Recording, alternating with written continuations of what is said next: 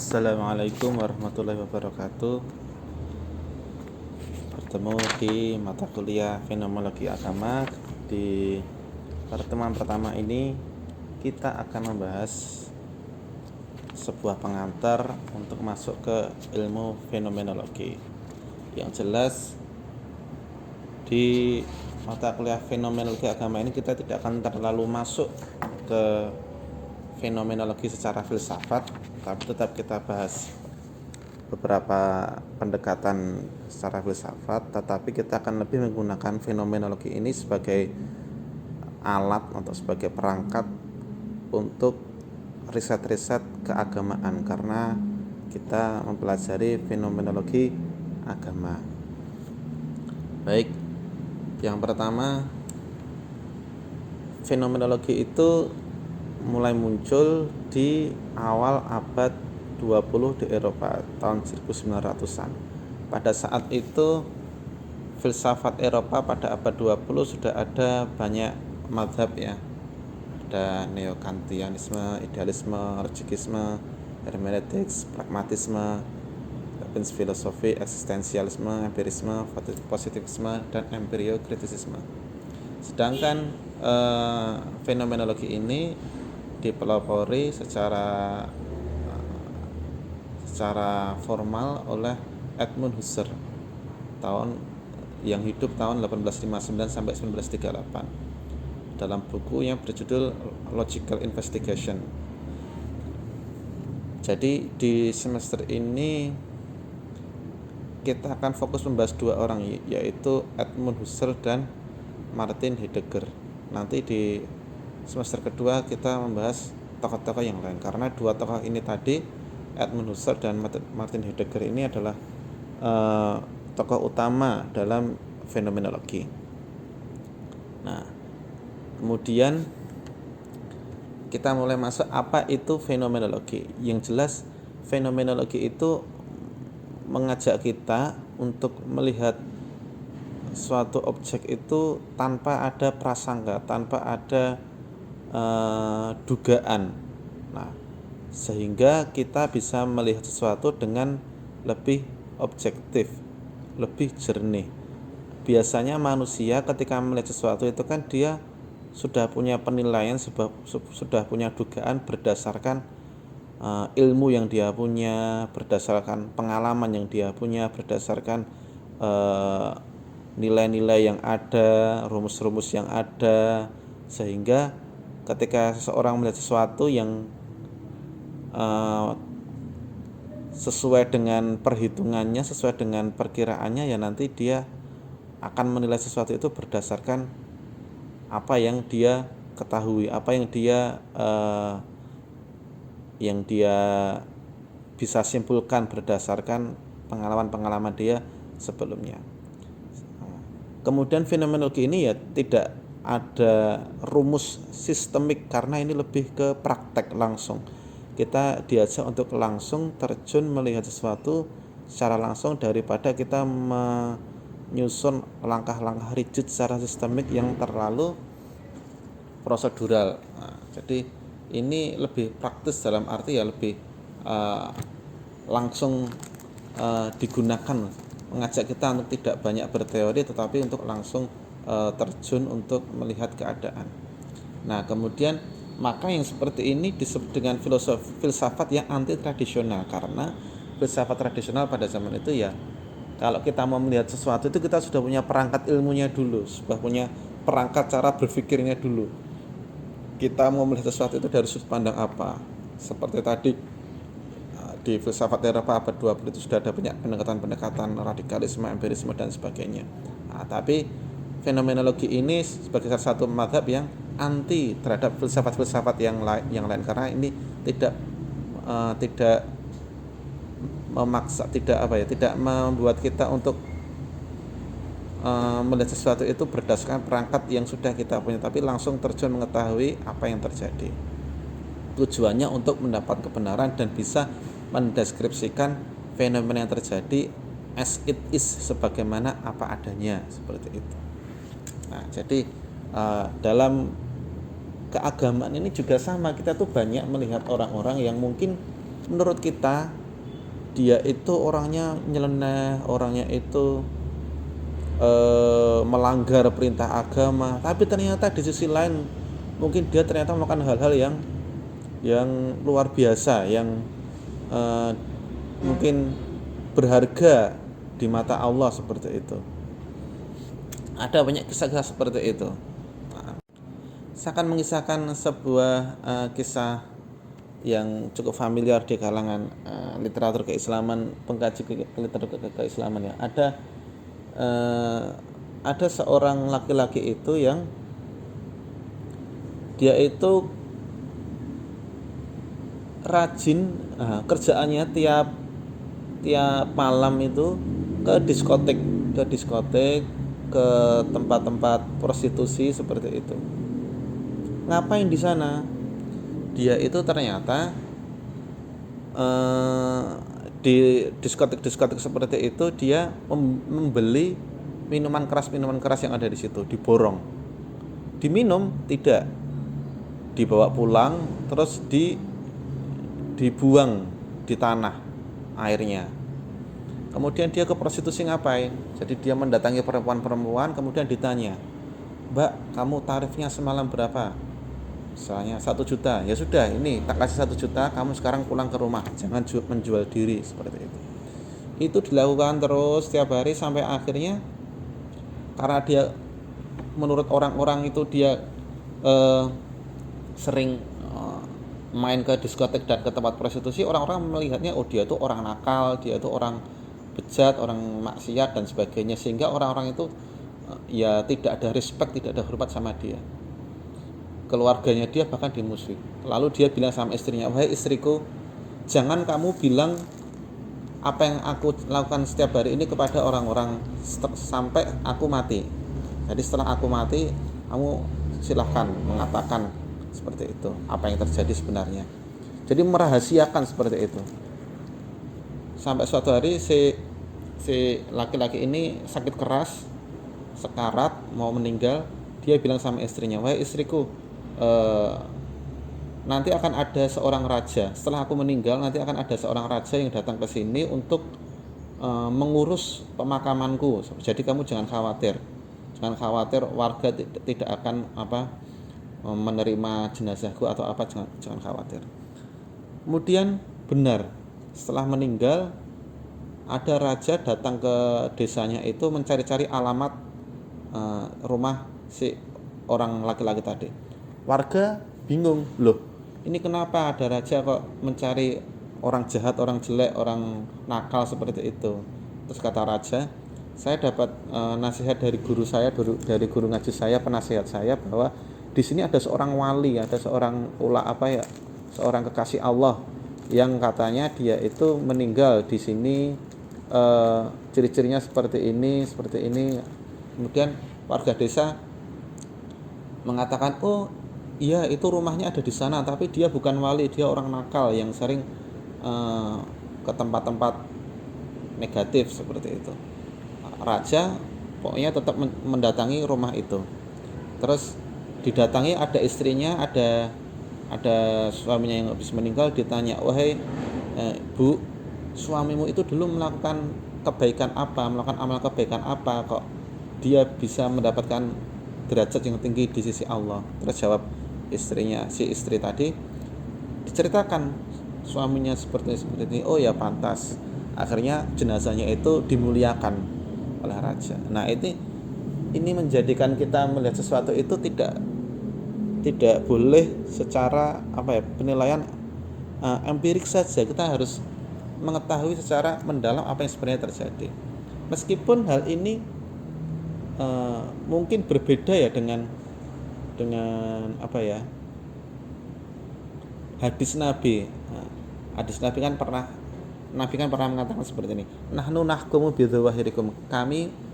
Kita menghukumi apa yang zahir saja, yang tampak kelihatan saja. Ya memang betul, kita melihat sesuatu yang tampak, tetapi kalau kita bisa melihat sesuatu yang lebih, yang bisa lebih lagi, dan itu bukan perkara batin juga, bukan perkara spiritual juga, kita bisa dengan penyelidikan, dengan tabayun, maka ya kita bisa melihat sesuatu yang lebih zahir dari yang zahir. Nah, seperti itu. Nah, itu sekilasnya. Banyak fenomena-fenomena keagamaan yang mengajak kita untuk lebih mengenal fenomena yang terjadi itu dengan pendekatan fenomenologi, bukan dengan penilaian-penilaian semata dengan praduga-praduga seperti itu. Nah, kemudian asal-usul fenomenologi ini awalnya dari Immanuel Kant. Nah, di mana ini menyebutkan dia fenomenologi itu adalah filsafat itu sebagai fenomenologi berpikir. Nah, jadi filsafat itu adalah fenomena otak yang berpikir. Tetapi Immanuel Kant ini cuma sekedar menyebutkan kata fenomenologi, bukan mendeskripsikan ilmu fenomenologi itu sendiri, karena ilmu fenomenologi nanti datang di belakangan di abad 20. Tetapi kata fenomenologi itu sudah muncul di kalangan filsafat, dipelopori oleh Immanuel Kant. Lalu kita lanjut, fenomenologi menurut Brentano, salah satu tokoh fenomenologi juga Brentano. Nah, jadi fenomenologi ini adalah psikologi yang filosofis. Nah, jadi psikologi itu kan ilmu tentang manusia, jadi melihat sesuatu itu lebih humanis. Nah, kemudian filsafat datang sehingga diambillah pendekatan itu menjadi fenomenologi, karena melihat manusia tidak lagi dengan perangkat filsafat tapi dengan sisi humanistiknya, dengan cara ya kemanusiaannya, melihat secara langsung. Nah, lalu menurut Brentano ini ada namanya inner perception, outer perception, dan inner observation.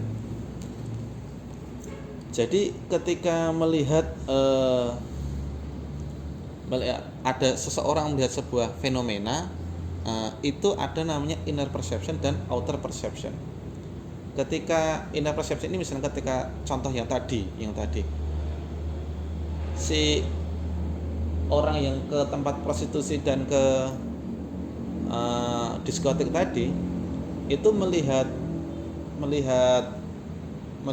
apa ya?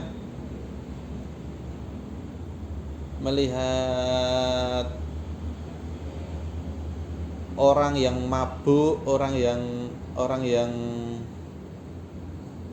jual diri. Nah, saya agak hati-hati menyebut katanya. Itu menurut dia adalah orang yang harus didakwahi, orang yang harus diselamatkan dan sebagainya. Tapi menurut orang lain mungkin beda. Menurut orang lain dia itu melihat orang lain melihat apa yang dilakukan si laki-laki tadi itu ya itu jahat, maksiat, berkumpul dengan orang-orang jelek. Maka inner perception itu ya berarti perspektifnya si laki-laki tadi. Menurut dia ya dia itu melakukan itu untuk ibadah, untuk menyelamatkan orang-orang. Tapi outer perception mengatakan bahwa dia itu bermaksiat, dia itu jahat, karena orang luar taunya ya dia itu ke diskotik minum-minum, ke prostitusi ya berzina. Nah, ya. Jadi inner perception itu ya persepsi si laki-laki tadi, outer perception bagaimana orang-orang luar melihat itu. Lalu inner observation, nah ini baru ketika orang-orang melakukan observasi, tahu dari perspektif innernya, baru itu disebut fenomenologi. Nah, jadi ini berawal dari titik awal praduganya, di mana seseorang itu punya yang namanya intuisi. Intuisi itu apa? Intuisi itu adalah sesuatu yang pertama kali muncul dalam benak kita ketika kita melihat sebuah fenomena. Nah, jadi ketika ada fenomena, kita itu tidak langsung mengeksekusi itu dengan teori-teori atau rumus-rumus yang kita punya, tapi kita langsung pakai intuisi yang pertama kali muncul dalam pikiran kita, dalam benak kita. Nah, itu disebut intuisi. Nah, maka menurut para filsafat, intuisi ini juga ada peran spiritual dan juga bakat, giveness, bawaan. Ada orang yang memang intuisinya itu kuat dan tepat, ya. Ada orang yang mungkin lemah. Intuisi ini dapat dari mana? Tentu saja dari pengalaman-pengalaman yang sudah sangat kuat, dan juga ada, kalau perspektif agama ya ada wahyu juga yang berperan di situ. Jadi misalnya ketika kita ditanya 2 tambah 2 itu berapa? 4. Nah, maka itu sudah intuisi. Kita nggak perlu berpikir lama pakai rumusnya apa ya, 2 tambah 2, oh rumusnya harus ini kali ini bagi ini, enggak.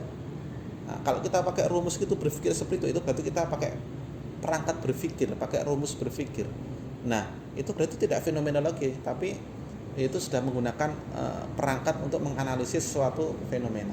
Tapi kalau kita langsung tak 2 tambah 2 berapa? 4. Nah, itu berarti kita menggunakan intuisi. Nah, ketika kita melihat sesuatu, melihat sebuah fenomena itu, intuisi kita yang pertama kali muncul itu apa? Jadi jangan kita bumbui dengan praduga-praduga, dengan teori-teori, dengan aturan-aturan apa, tapi intuisi yang muncul itu apa? Nah, itu menjadi pijakan awalnya, titik awalnya seperti itu. Dari intuisi, bukan dari perangkat berpikir. Nah, meskipun ya ini juga nanti dikritik oleh para filsuf yang lain karena ini terlalu individualisme, seperti itu, nanti salah satu kritiknya seperti itu. Nah, kemudian ya tadi ini lanjutnya yaitu menangguhkan sikap alami, menahan hipotesa saintifik, filosofis, budaya dan asumsi sehari-hari, dan mengeluarkan distorsi seperti yang dijelaskan tadi sebelumnya. Jadi kita jangan memakai hipotesa saintifik, rumus-rumus saintifik dulu, atau filsafat-filsafat atau budaya atau anggapan sehari-hari. Jadi kita menggunakan intuisi yang ada dulu. Nah, intuisi ini kalau dalam Islam itu sebenarnya bisa diasah ya. Kita biasanya menggunakan term intuisi ini firasat.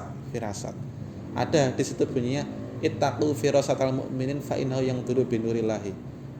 Takutlah terhadap firasatnya orang-orang beriman karena mereka itu melihat dengan cahayanya Allah, sehingga orang yang beriman itu semakin dia beriman itu firasatnya itu semakin tajam.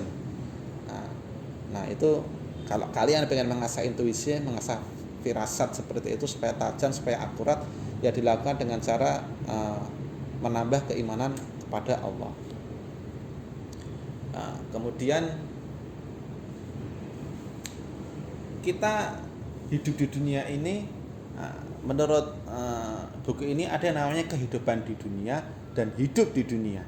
Jadi ini tentang idealisasi dan fenomenologi. Kita melihat sesuatu itu secara holistik dari apa yang ada dan apa yang sebenarnya terjadi, seperti itu. Ketika kalian ditanya kehidupan dunia itu apa, sama ditanya kalian hidup di dunia itu bagaimana, itu akan menjadi jawaban yang berbeda. Meskipun sekilas pertanyaannya sama gitu ya. Karena kalau ditanya kehidupan dunia itu apa, mungkin kalau kalian menggunakan perspektif keagamaan, hidup dunia itu hanya senda gurau belaka, hidup dunia itu sementara, hidup di dunia itu mampir ngombe ya. Tapi kalau ditanya kalian hidup di dunia bagaimana, alhamdulillah saya hidup di dunia ini itu, oh saya hidup di dunia ini itu. Kita tidak menggunakan asumsi-asumsi atau filsafat-filsafat seperti ketika kita ditanya kehidupan di dunia itu apa. Kalau jawabannya hidup di dunia itu senda gurau, nah itu berarti kehidupan di dunia, bukan hidup di dunia. Kalau jawabannya itu tadi mampir ngombe, itu berarti pertanyaan untuk kehidupan di dunia, bukan untuk hidup di dunia. Sampai sini semoga dipahami.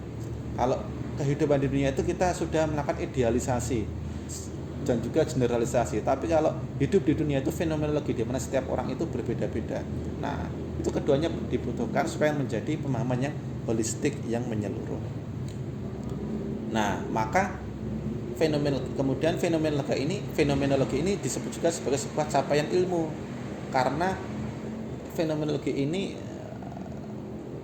mengalahkan sains atau pengganti sains. Kalau sains itu kan digunakan supaya kita bisa menganalisis sesuatu dengan rumus atau dengan pendekatan yang akurat. Tetapi kalau fenomenologi ini kita tidak menggunakan perangkat itu, tapi kita langsung